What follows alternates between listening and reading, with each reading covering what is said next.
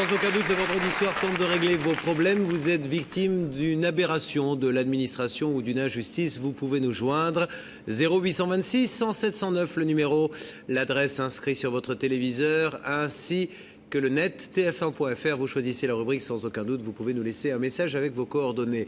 Voici une femme qui se dit être ruinée, et je pèse mes mots, par l'administration, l'URSSAF en particulier. Voici comment elle nous le raconte. Claudine nous rejoint sur le plateau de Sans aucun doute. Claudine de Gruel exploite une auberge sur les hauteurs de Nice. Une procédure engagée par l'administration la contraint à la liquidation de son affaire. Bonsoir Claudine. Bonsoir. Soyez la bienvenue sur le plateau de Sans aucun doute. Donc Claudine, nous allons voir un reportage, tenter de donner quelques coups de fil pour voir si l'on peut trouver une issue à votre problème qui est assez aberrant, puisque d'après ce que vous nous dites et notre enquête, l'administration qui est quand même là pour nous aider à la base, vous aurait mis sur la paille. Tout à fait. Tout remonte à une petite auberge que vous avez repris et vous avez travaillé dans cette auberge, mis beaucoup de bonne volonté pour la faire marcher jusqu'au jour où l'URSSAF arrive et vous réclame la somme de 61 000 euros. Tout à fait. Voilà. Et il s'avère, après enquête de l'URSSAF d'ailleurs, qu'ils se sont trompés. Que s'est-il passé exactement? Je vous propose de découvrir ce reportage assez étonnant qui est signé Hélène Duplessis. Il y a quelques années, Claudine de Gruel tenait cet hôtel dans la région de Nice. Mais aujourd'hui, Claudine a tout perdu à cause d'une erreur administrative. Son objectif désormais, prouver sa bonne foi, prouver que rien de tout ceci n'aurait dû arriver. Nous avons acheté avec M. de Gruel cet hôtel-restaurant en 1974. Cet endroit symbolise la belle époque, oui, mais aussi le travail effectué par mes parents, par ma famille, par nous-mêmes. Et plein de bonnes choses, les amis, l'ambiance extraordinaire qui régnait dans cet établissement et la joie de vivre. Vraiment, c'était un hôtel-restaurant où il faisait bon vivre. Pendant 20 ans, tout sourit à Claudine, à commencer par les affaires. Mais un jour de novembre 93, elle reçoit une assignation de l'URSSAF. On lui réclame 400 000 francs, 60 000 euros d'arriérés de cotisation, sans la moindre justification et sans qu'elle ait subi le moindre contrôle. Claudine est incapable de payer une telle somme, alors son entreprise est liquidée à cause d'une créance qu'elle ne doit pas. Aujourd'hui, elle vit du RMI et se bat pour récupérer son bien. Bon, on va faire des photocopies. Encore et encore. Ce jour-là, c'est avec notre véhicule que Claudine va faire ses photocopies. Sa voiture a été saccagée et elle est incapable de payer les réparations ou de s'en acheter une nouvelle. On a tout abîmé, l'alarme, les fils électriques, tout le tableau de bord a été défait. Et depuis? Depuis, j'ai demandé un devis, ça me coûte 25 000 francs, donc pas les moyens de réparer. Sans véhicule, c'est vraiment la galère.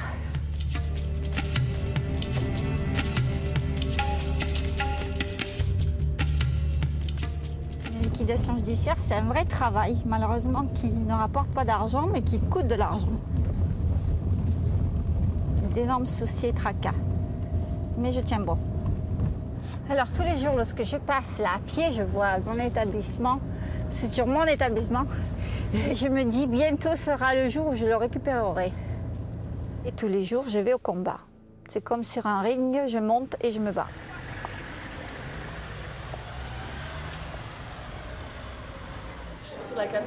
Merci bien. Et je consacre ma vie depuis 10 ans à faire des photocopies, envoi de fax, etc., lettres commandées. C'est un travail à plein temps. Ça me prend ma vie. Cette liquidation judiciaire m'a pris ma vie et je suis en prison. On m'a emprisonnée et je veux sortir de cette prison. Voilà, et je me trimballe tout ça tous les jours parce qu'il le faut et ce sont des dossiers très lourds. C'est vraiment très, très, très fatigant. Merci, au revoir. À demain. Merci, Chaque jour depuis le 18 novembre 1993, Claudine arpente ainsi les rues de Nice. Elle va du magasin de photocopie au tribunal, du tribunal à la banque, en passant par chez son avocat. Sans relâche, Claudine porte son histoire à bout de bras. Malgré de graves problèmes du dos, elle ne désarme pas. Elle veut comprendre ce qu'il s'est passé. Le jour du tournage, elle téléphone à l'URSSAF pour savoir où en est son dossier. Allô? Oui, Oui, bonjour madame. bonjour. Vous êtes madame? Claudine de Gruel. Ah oui, je vois, j'ai entendu parler de ce dossier. Oui. Et Je connais absolument pas votre dossier, Vous ne madame. connaissez pas mon dossier. Non. Est-ce que vous avez envoyé un courrier à l'URSSAF? Où vous en êtes là de la procédure? Où j'en suis de la procédure, c'est que l'on veut vendre mes biens. Des lettres, Claudine en a envoyé par douzaines depuis 10 ans. À force d'obstination, l'année dernière, elle finit par obtenir des documents incroyables émanant de l'URSSAF. Des documents qui devraient innocenter Claudine définitivement. Pourtant, rien n'arrête la machine judiciaire. Pour son avocat, l'erreur administrative est flagrante. J'ai jamais vu ça. De ma carrière, j'ai jamais vu un merdier pareil. Jamais. Que l'URSSAF a pris ses responsabilités en janvier et février 2003 et a écrit à Madame de Gruel 3 attestations qui sont aujourd'hui un élément nouveau considérable dans ce dossier, puisque ces attestations viennent dire, premièrement, qu'il n'y a pas eu de contrôle URSSAF. Deuxièmement, elle ne devait strictement aucune cotisation pendant toute la période d'imputation qui était prévue par l'assignation. Avant toute poursuite, l'URSSAF doit effectuer un contrôle. C'est bien sûr obligatoire. Or, ce contrôle n'aurait jamais eu lieu. Aujourd'hui, Claudine est formelle, elle en a la preuve. Elle estime donc ne rien devoir à l'URSSAF.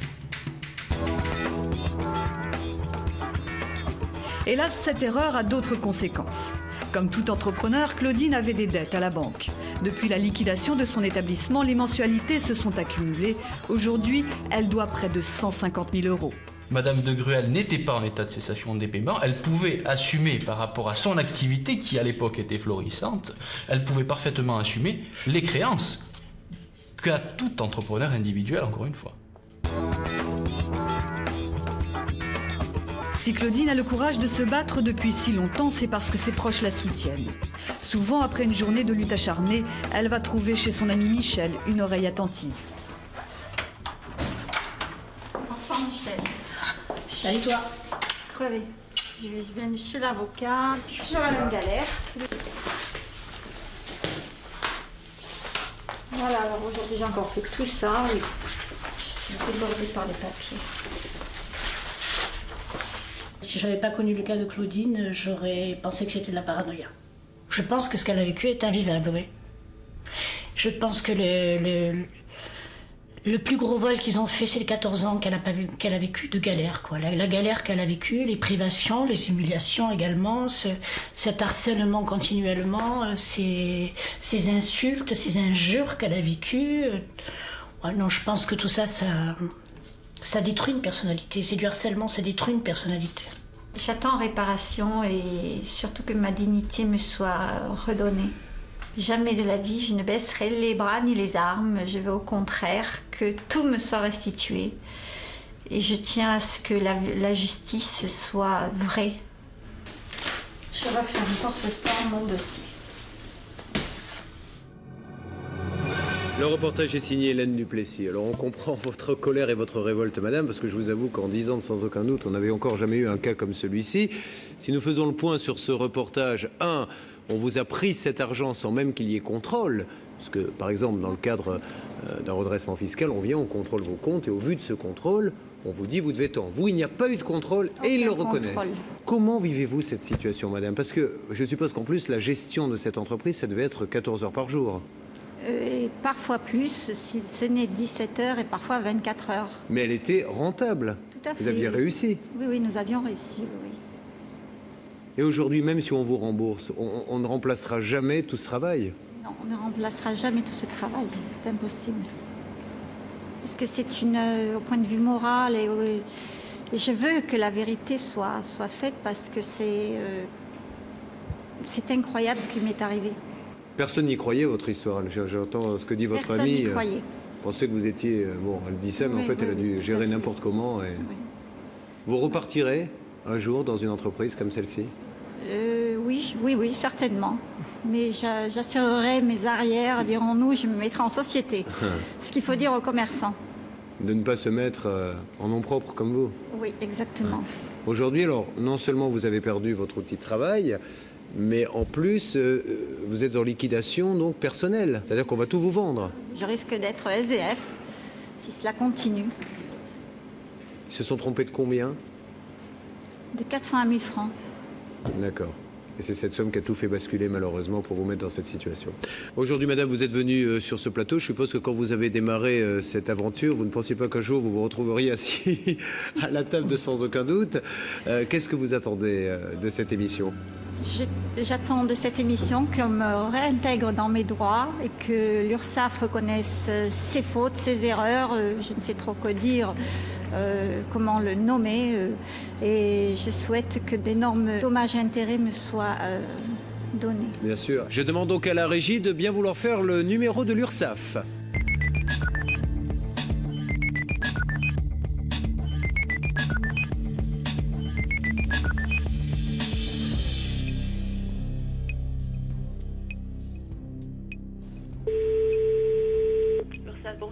Bonjour madame, j'aurais aimé avoir une responsable, madame... C'est la directrice, je pense pas qu'elle va vous prendre, hein, monsieur. Alors c'est Julien Courbet de l'émission Sans aucun doute sur TF1. Oui. Voilà, dans le cadre d'une émission, on a besoin de lui parler madame, c'est très important. Alors je vais voir, ne quittez pas. Allô ? Bonjour madame. Oui, bonjour monsieur Courbet. Merci de m'accorder quelques secondes, je sais que vous avez une journée chargée. Je vous en prie. Voilà, nous sommes donc, dans le cadre de l'émission Sans aucun doute, nous essayons de voir comment nous pouvons aider d'une manière ou d'une autre cette dame que vous connaissez certainement, Claudine, qui s'est vue retirer dans un premier temps plus de 60 000 euros. Claudine... De Gruel. Ah, madame de Gruel, oui. Tout à fait. Voilà. Alors, aujourd'hui, cette dame est un peu affolée pour une raison très simple, c'est qu'hormis le fait qu'elle a perdu de manière définitive maintenant son activité, on est en train de la saisir et de lui prendre tous ses biens pour une faute qu'elle n'a pas commise, puisque, et ça peut arriver, madame, hein, je reconnais que n'importe qui peut commettre une erreur, mais visiblement, donc l'URSSAF n'a pas fait de contrôle, a pris directement 60 000 pour s'apercevoir après qu'en fait, elle n'était redevable que 2 400 euros. Oui, mais enfin, si vous voulez, d'abord, vous connaissez les règles. Je ne peux pas donner la situation des gens puisque je suis tenue au secret professionnel. Ah, elle est à côté de moi, elle nous a tout dit. Hein. Maintenant, si vous voulez qu'elle le dise elle-même, elle peut le dire. Non, hein. non, mais je connais parfaitement l'affaire. L'affaire a apparu dans la presse. Donc, je vous dirais simplement... même si cette dame est sans doute aujourd'hui dans une situation difficile, c'est une affaire qui remonte à 93. Il y a eu plusieurs procédures. Toutes les procédures qui ont été diligentées n'ont pas donné raison à madame de Gruel. Donc moi, je ne porte pas de jugement sur... Alors, madame, je suis d'accord avec vous, ne rentrons pas, si vous le voulez, sur des points précis. Mais simplement, madame, la seule question que je vous pose, est-ce que, parce que je crois qu'il y a eu un écrit... l'URSSAF reconnaît qu'elle s'est trompée. Non, non, pas du tout, monsieur. Voilà, si vous voulez, dans le cadre de nos procédures, les cotisants doivent fournir un certain nombre de documents pour nous permettre d'apprécier les sommes dues exactement. Quand ces documents ne nous parviennent pas, donc les textes nous autorisent à faire, comme pour l'administration fiscale d'ailleurs, des taxations dites d'office, ce qui fait que effectivement, la première procédure a été faite sur un montant résultant d'une taxation d'office et après quelques années, je crois, on a pu ramener la dette étant donné qu'on avait de nouveaux éléments. Mais là, si vous voulez, c'est tout un enchaînement. Hein. On ne réclame pas des sommes, si nous n'avons pas des éléments pour le faire. Alors, visiblement, voilà, cette dame nous dit que ça s'est passé comme ça, madame ? Ça s'est passé que je suis allée en janvier 2003. Oui, mais ça, c'est autre chose. Non, non, c'est autre chose. Je suis allée, j'ai demandé à voir une personne du service contentieux. Madame est venue et je lui ai dit, voilà, j'étais assignée pour 400 000 francs par l'URSSAF en 93. Sur l'assignation commerciale de l'URSSAF, on me dit que j'ai eu un contrôle, or c'est faux. Et cette personne regarde sur l'ordinateur, me dit, Madame de Gruel, vous n'avez jamais eu de contrôle. J'ai dit, je le sais, mais on me dit que j'ai eu un contrôle. Donc de ce fait, elle me dit, non, vous n'avez jamais eu de contrôle d'URSSAF et vous ne devez rien à l'URSSAF. Et 3 attestations en date de 6 janvier 2003 ont été faites, 20 janvier 2003 et 26 février 2003 qui attestent. Alors, je crois, oui, madame. Donc, je rappelle que l'assignation remonte à 93, que quand vous êtes présenté, effectivement, je l'ai vérifié moi-même, quand j'ai été saisie par la presse il y a 1 an, J'ai vérifié pourquoi vous aviez cette attestation dite de mise à jour. Donc les choses sont simples et c'est ce que j'ai expliqué à l'époque. Si vous ne vous étiez pas trompé... On ne s'est pas trompé, monsieur, je suis désolée. Alors pourquoi vous lui avez rendu alors? Pourquoi elle a 60 000 au départ et 4 000 à la suite? Je viens de vous expliquer. Vous avez fait une taxation d'office. D'accord. Au moment où nous avons saisi. Une taxation d'office. Voilà, au moment. Mais cette taxation d'office était-elle justifiée? Mais absolument, puisqu'elle n'avait pas fourni en 93, quand nous avons saisi les instances commerciales. Nous n'avions pas en notre possession les éléments qui nous permettaient de chiffrer de façon exacte la dette. Alors comment vous l'avez chiffré la taxation d'office? La taxation d'office est un processus qui découle de textes, donc je ne peux pas vous le dire de façon exacte aujourd'hui parce que bon. Mais il y a des barèmes précis?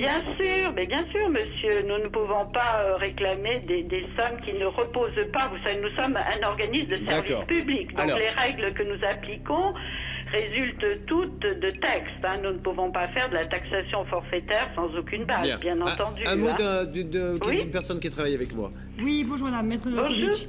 Je me permets d'intervenir parce que il est vrai qu'effectivement vous faites des taxations d'office quand vous estimez que la personne ne vous a pas fait des déclarations en temps et en heure. Il s'avère que dès que vous avez fait effectivement cette taxation d'office, immédiatement via son avocat, elle vous a transmis tous les justificatifs. Je suis tenue au secret professionnel. Je n'ai pas donné des éléments. Bien sûr. Madame de Gruel a été reçue par les services de l'URSSAF, a été reçue de façon très personnelle par toutes les instances. Mais très rapidement, vous auriez pu mettre fin à cette procédure. Mais Madame, simplement juste un tout petit mot, je vous laisse tranquille après.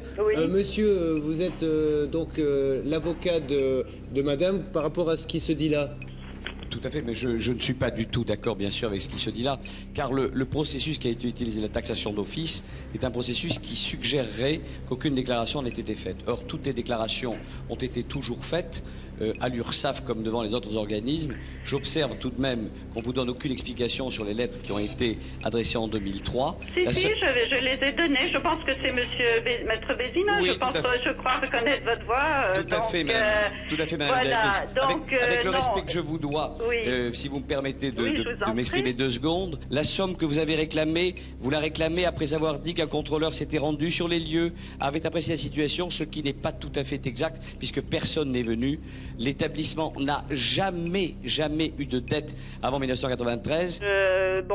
Maître Bézina a le droit d'avancer les arguments. Moi, je pense que je serais disposée à recevoir Maître Bézina quand il le souhaite, pour que nous fassions, une fois pour toutes, je crois, le point sur cette affaire. Alors, quand est-ce que vous pouvez les recevoir? Écoutez, moi, je peux leur trouver un créneau la semaine prochaine. Maître, vous pouvez? Alors, c'est peut-être qu'on peut prendre le rendez-vous maintenant. Eh bien, écoutez, c'est entendu. Je vous attends jeudi 12. Merci, madame. Je vous en prie. Au revoir. Au revoir. Bonne fin de journée. Merci. On va remercier cette dame d'avoir accepté de nous parler. Maître, vous serez le bienvenu. Je compte sur vous avec votre cliente pour venir nous donner le compte-rendu de cette réunion. Avec plaisir. Et au fur et à mesure, tout au long de l'année, ce que vous sortirez du chapeau qui m'a l'air quand même bien rempli, visiblement. Énorme. Avec plaisir. Merci beaucoup.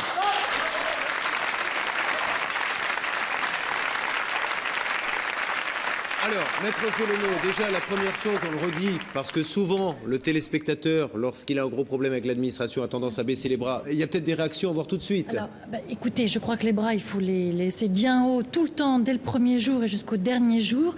Il faut être persuadé d'une chose, c'est que tout le monde a le droit de faire des erreurs, mais tout le monde doit les réparer. L'État compris, les administrations publiques, les établissements publics, les sociétés privées de tous ordres et les personnes aussi que nous sommes. Mais dans cette affaire, le plus joli conseil que j'ai entendu, c'est celui que Claudine nous a donné elle-même. C'est une commerçante. Elle a tout perdu parce qu'elle exerçait non pas en société, mais en nom propre. C'est-à-dire qu'il y avait une fusion totale entre son patrimoine privé et son patrimoine professionnel. Maître Novakovic, que l'administration en arrive à obtenir réparation, c'est-à-dire le remboursement, c'est une chose. Mais est-ce qu'on peut également obtenir des dommages et intérêts auprès de l'administration? Bien sûr, des dommages et intérêts considérables, parce que son préjudice date de 10 ans.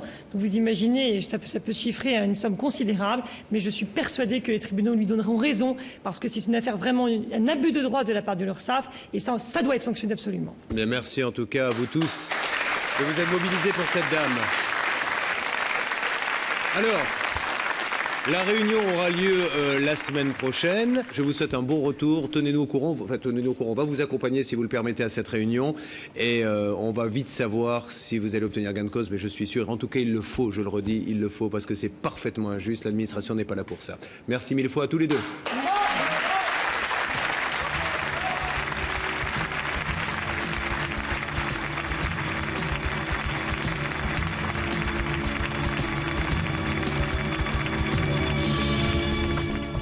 Quelques jours plus tard, Claudine de Gruel se rend au siège de l'URSSAF accompagnée de ses 2 avocats.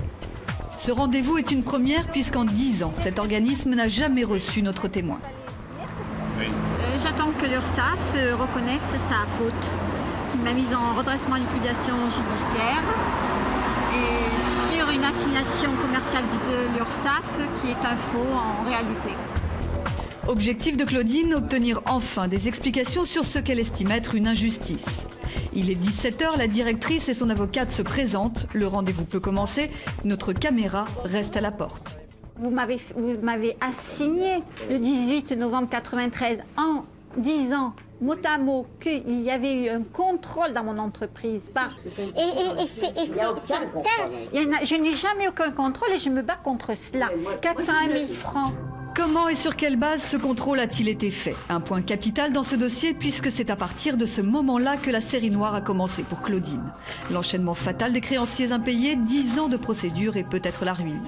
À cette époque-là, il n'y a pas de dette, aucune dette. Aucune dette URSSAF. Il n'y a pas de dette URSSAF et vous assignez quand même. C'est ça. Je n'ai pas assigné sans dette. C'est impossible. Alors, avez-vous la justification, dans le cas de votre assignation initiale, avez-vous la justification des contrôles effectués dont vous faites état dans l'assignation? Je n'ai pas aujourd'hui, 10 ans après. Madame, maître, donnez-moi la date du contrôle. Donnez-moi les mises en demeure. Donnez-moi tout. Bon, je n'étais pas directeur en 93, mais je vois pas pourquoi on assignerait. Donnez-moi la réponse. Claudine n'obtiendra aucune réponse à sa question, mais elle aura au moins pu se faire entendre. Ce que je crois, c'est qu'il y a dans ce dossier un travail d'investigation à l'intérieur de l'URSSAF à faire, comme nous avons été contraints de le faire dans le dossier de Madame de Gruel, qui révèle aujourd'hui sa parfaite bonne foi. Ça s'est bien passé, mais ils ont été très surpris de la teneur du dossier, de ma ténacité 10 ans après. Et je leur ai dit que je ne baisserai jamais les bras parce que je ne dois rien à personne et je veux que je sois réhabilitée dans mes droits et dans mon honneur et dans ma dignité.